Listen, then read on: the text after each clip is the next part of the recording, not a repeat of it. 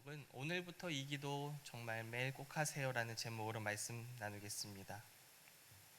켜주세요. 여러분, 지난 한 해 성경 많이 읽으셨나요? 여러분, 성경은 하나님께서 우리에게 주신 참 놀라운 책이에요. 제가 어떤 분의 간증을 외국에서 사는 분인데요, 들었는데 그분은 예수님을 믿지도 않는 분인데 어떤 불치병에 걸리셨나 봐요. 근데 성경이 좋다니까 꾸준히 읽었는데 또 병이 나았다는 그런 간증도 들은 적이 있어요. 이 성경 자체가 미스테리하기보다는 이 성경을 주신 그 하나님이 이 성경 안에 우리도 아직 셀 수 없는 놀라운 그 보물 같은 은혜를 숨겨두신 것 같아요. 그래서 26년은 계획을 세우셔서 최소 2독은 이상을 하셨으면 좋겠습니다. 아멘. 여러분, 이 성경을 연구하다 보면요, 알게 되는 게 있는데 그건 하나님이 성경의 이야기 속에 정말 많은 것들을 막 숨겨두세요. 성경의 이야기들에는요, 보이는 게 다가 아닌 경우가 많아요. 그 중에 하나가 아브라함과 이삭의 이야기죠. 그 내용은 제가 여러 번 나눴기 때문에 구체적으로는 나누지 않을 거예요. 그 내용을 간략하게 다루면 독자 이삭은 예수님을 예표하죠. 아브라함은 성부 하나님을 예표해요.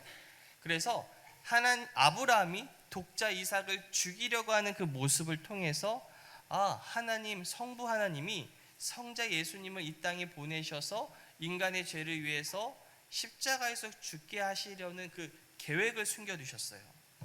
이렇게 창세기 22장이 예수님의 십자가 사건을 예표하는 사건이 나와요. 그리고 이제 창세기 23장에 가시면은 그곳에서 사라가 죽어요. 여기서 사라는요, 이스라엘을 상징해요. 사라는 이스라엘의 민족의 어머니죠. 사라가 죽었다는 건 이스라엘을 향한 하나님의 계획이 멈추고 이제 교회의 시대가 시작된 것을 예표해요. 암시해요.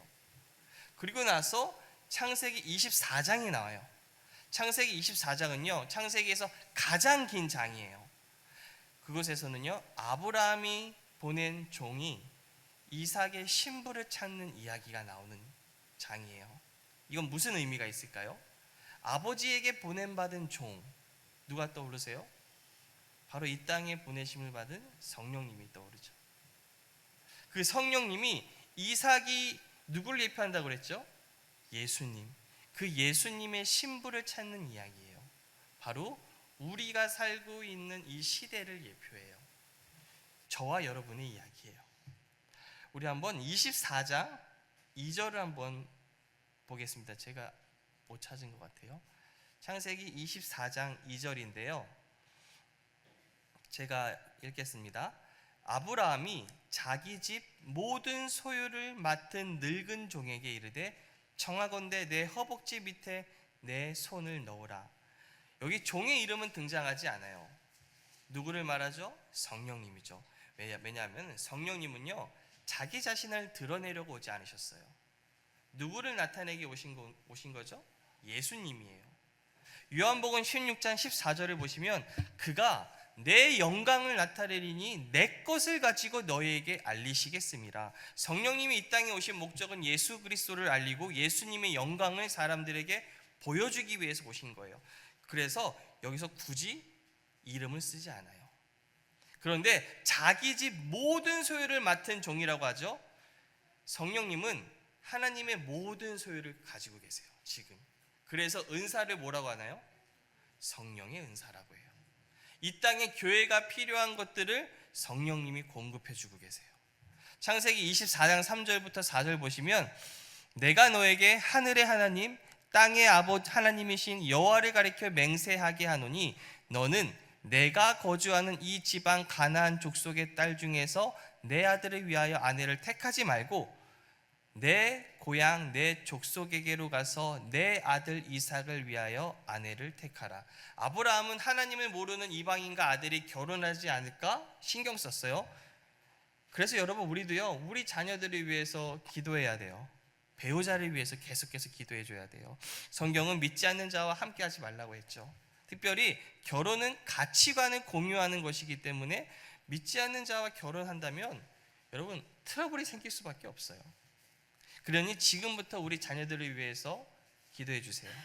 우리 24장 10절을 보시면 이에 종이 그 주인의 낙타 중 10匹를 끌고 떠났는데 곧 주인의 모든 좋은 것을 가지고 떠나 메소포다미아로 가서 나홀의 성에 이르러, 지금 보시면 낙타 10匹를 가지고 갔어요. 그런데 그 모습을 가지고 그곳 그의 주인의 모든 좋은 것을 가진 거라고 하죠. 여러분 10필밖에 없어요. 그런데 왜 모든 것을 가지고 떠났다고 할까요? 하나님의 바라보는 방식에 나와요. 하나님은요, 열이라는 것을 전부로 보세요. 그래서 우리가 11조를 할 때요, 우리는 10분의 1을 드리지만 그 10, 너 나에게 전부를 줬구나 라고 보세요. 특별히요, 이번 새해에요, 여러분, 우리 시간의 10분의 1을 드리는 걸 한번 계획해 보세요. 조사에 따르면 청소년 10대가요, 스마트폰을 하루에 6시간 40분 한대요. 20, 30대는 6시간 10분을 하고요, 40, 50대는 4시간 20분을 하고 60대 이상은 3시간 10분 가량을 사용한다고 해요.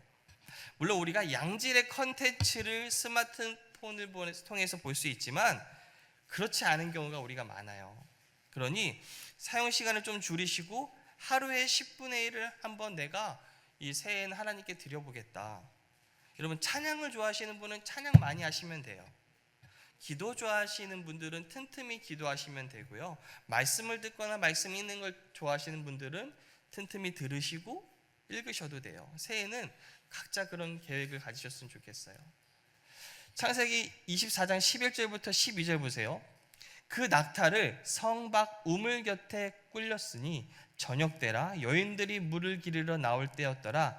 그가 이르되 우리 주인 아브라함의 하나님 여호와여, 원하건대 오늘 나에게 순조롭게 만나게 하사 내 주인 아브라함에게 은혜를 베푸시옵소서. 여기 순조롭게 하는 단어가 히브리어로는요, 여러분 카라예요. 카라. 여러분, 이 카라라는 단어가 성경에 이곳에 처음 나와요. 그럼 이게 무슨 뜻인지 아세요? 카라는요, 올바른 사건, 영어로는요, 영어 하시는 분들 있죠? right happening이에요. 바르게 일어난 것들, 하나님이 준비하시고 하나님이 보시기에 이거 일어나야 돼, 이게 바로 올바른 사건이야, 그걸 바로 카라라고 해요. 우리가 이런 말 할 때가 있어. 내가 그때 참 운 좋았어. 신기하게 이상한데 그 사람 딱 만났어. 원래 내 차례가 아니었거든. 근데 마침 누가 취소했어. 그래서 내가 그렇게 갖게 됐어. 그런 좋은 일이 나한테 생겼어. 이렇게 우연처럼 보이는 운이 좋은 사건들, 나를 위해서 무언가 마치 움직이는 것 같은 그런 사건들을 가리켜 카라라고 해요. 아브라함의 종은 그 기도를 한 거예요. 하나님, 나에게 이 카라의 사건을 주세요. 하나님이 계획하시고 준비하신, 하나님이 보시기에 내게 꼭 일어나야 하는 그 사건을 주세요.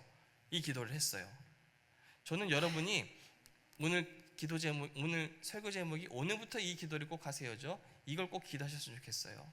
매일 아침 이 기도를 하세요. 하나님, 오늘 제 삶에 카라를 주세요. 제 삶에 하나님이 보시기에 꼭 일어나야 하는 사건들, 그 바른 사건들, 준비하신 사건들이 내 삶에 오늘 하루에 꼭 있게 해주세요. 그 기도를 하고 나가세요. 또 우리 또 아이들을 위해서 우리 기도할 수 있죠. 하나님, 오늘 우리 아이들이 학교를 가요. 유치원을 갑니다. 우리 아이들이 유치원에 가고 학원을 가고 여러 곳을 가는데 우리 아이들에게 카라를 주세요. 우리 아이들에게 하나님이 보시기에 꼭 일어나야 되는 사건들, 하나님이 눈으로 보시기에 우리 아이에게 일어나야 하는 일들이 있게 해주세요. 꼭 만날 사람이 있다면 만나야 되는 사건을 주시고, 좋은 친구를 만날 수 있는 그 사건을 주세요. 도움받아야 될 상황이 있다면 마침 누군가가 우리 아이 옆을 지나가는 상황이 생기게 해주세요. 하나님의 도움의 손길을 받을 수 있는 하나님이 준비하신 그 사건을 주세요. 그게 바로 이 카라를 구하는 기도예요.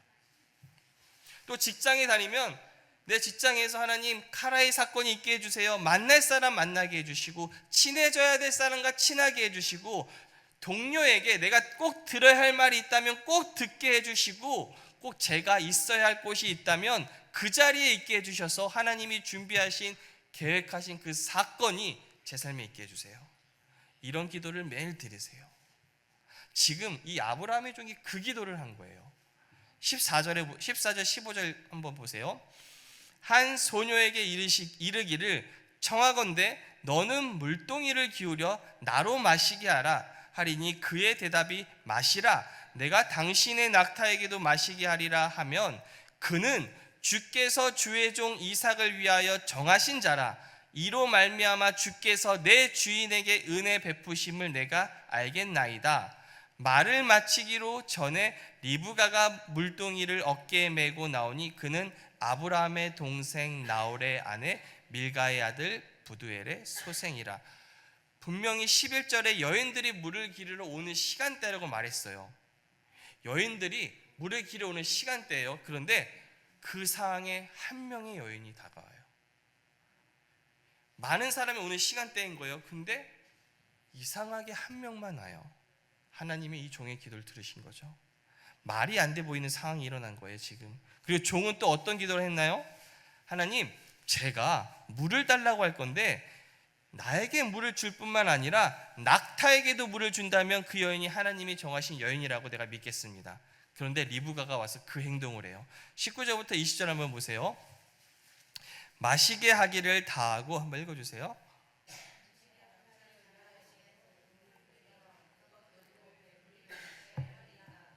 급히 물동이의 물을 구유에 붓고 다시 기르려고 우물로 달려가서 모든 낙타를 위하여 깃는지라. 여러분, 낙타 한 마리가요 75리터에서 100리터의 물을 먹는다고 해요. 근데 여기 10낙타가 있어요. 그러면 750에서 대략 1000리터예요. 당시 여인들이 어깨에 매던 그 항아리 용량은요 10에서 15리터예요. 그렇다면 채소로 잡아도 70분 이상 왔다 갔다 한 거예요. 막 달려갔다 또 주고 왔다 갔다를 70분 이상 한 거예요. 여러분, 말도 안 되는 사건이죠. 처음 보는 사람이잖아요.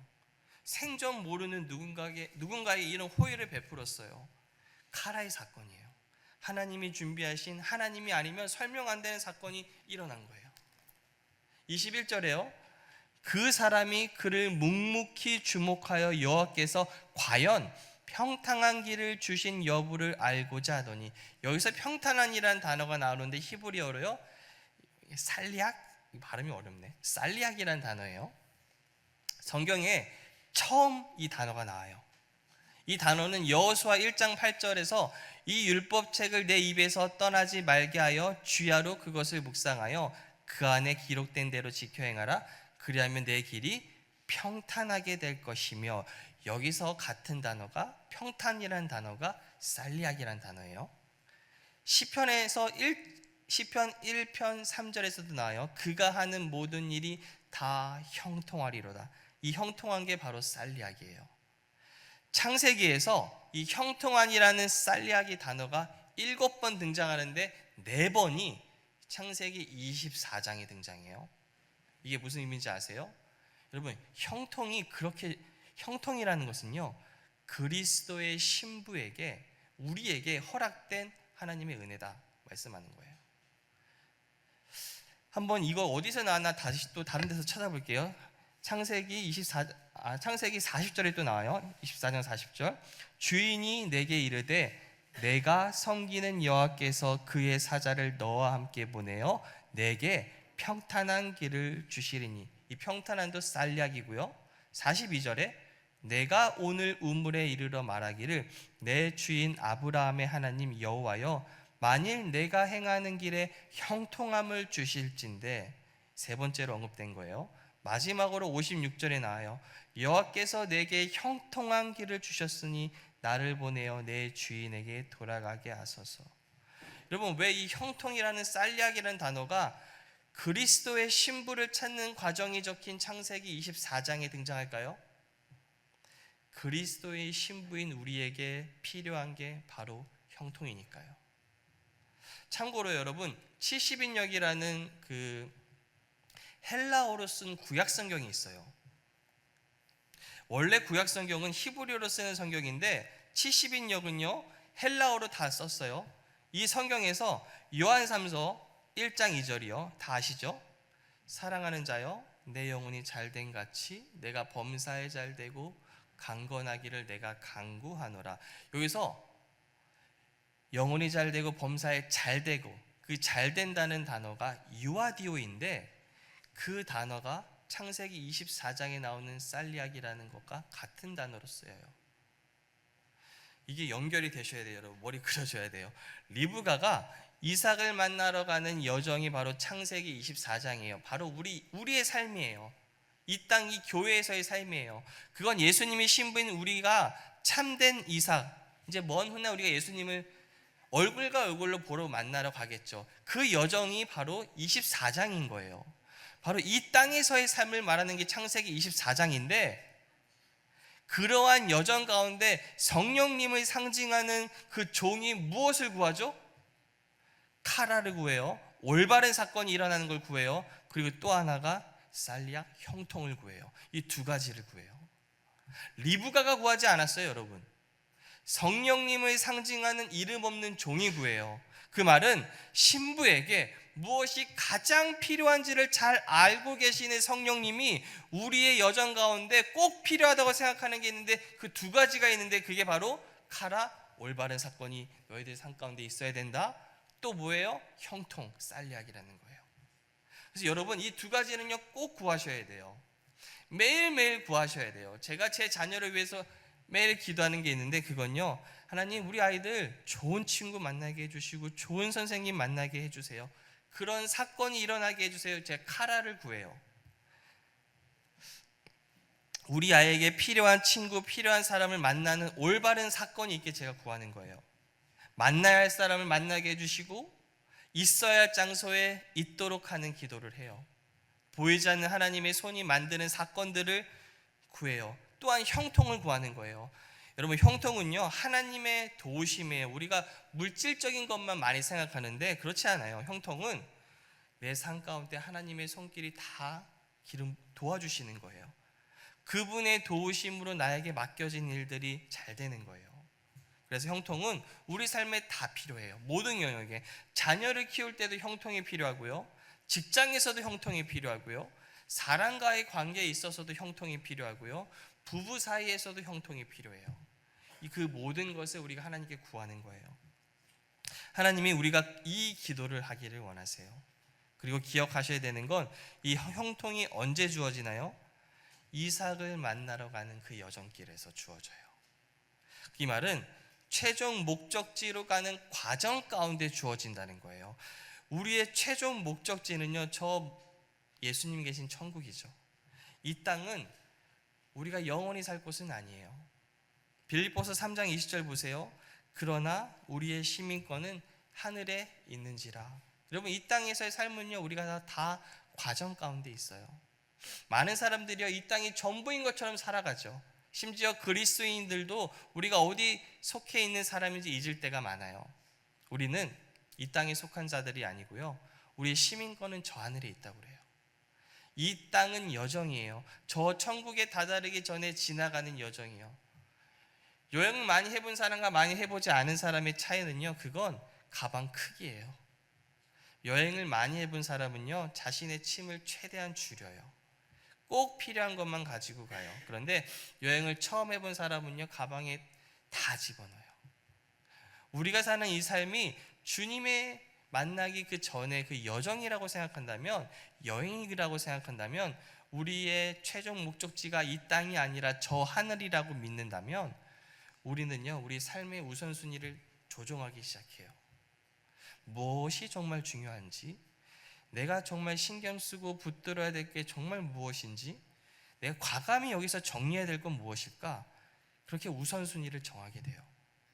우리가 지난 삶을 돌아보면서 내가 이 땅에서 영원히 살 것도 아닌데 내 욕심에 놓지 못한 게 무엇인지, 2025년도에 그게 무엇이 있었는지 한번 생각해 보세요.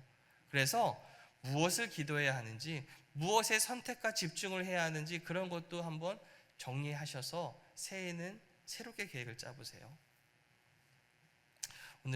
오늘 말씀을 마치고 또 기도하는 시간을 좀 길게 가지려고 해요. 말씀 마치겠습니다.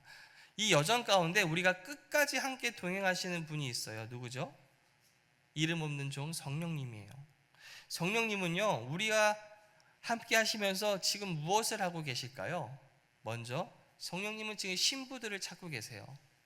지금도 믿지 않는 사람들이 많이 있죠. 성령님은 계속해서 예수님께 믿음으로 반응할 사람들을 찾고 계세요. 그리고 또 신부가 신랑을 사랑하는 마음을 갖도록 지금 준비시키고 있어요. 예수님을 그저 전능하신 하나님만이 아니라 신부가 신랑을 사랑하는 것처럼 그 사랑하는 마음을 갖도록 도와주세요. 왜냐하면 하나님이요, 우리를요, 신랑이 신부를 사랑하는 것처럼 사랑한대요.